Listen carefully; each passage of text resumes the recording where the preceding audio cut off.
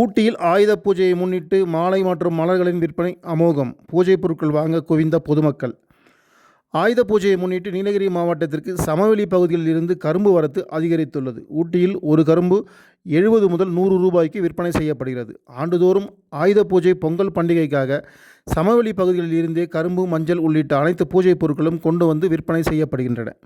பொதுவாக பண்டிகை நாட்களுக்கு ஓரிரு நாட்களுக்கு முன் இந்த பொருட்கள் எடுத்து வந்து விற்பனை செய்யப்படும். சமவெளி பகுதிகளில் இருந்து கொண்டு வரப்படுவதால் சற்று கூடுதலாக விலை வைத்து விற்பனை செய்யப்பது வழக்கமாகும். நாளை 1ஆம் தேதி ஆயுத பூஜை கொண்டாடப்படும் நிலையில் நேற்றே ஊட்டி மார்க்கெட்டிற்கு கரும்பு பூஜைக்கான மலர்கள், மஞ்சள், வாழை போன்றவை வர துவங்கின.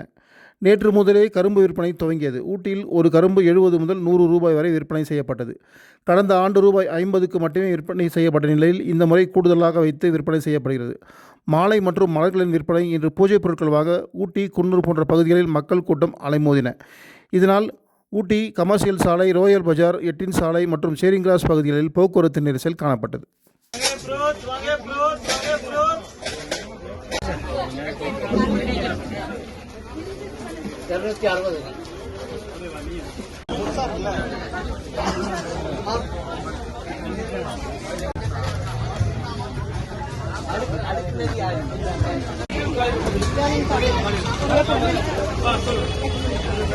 மெசேஜ் பண்ணுங்களா?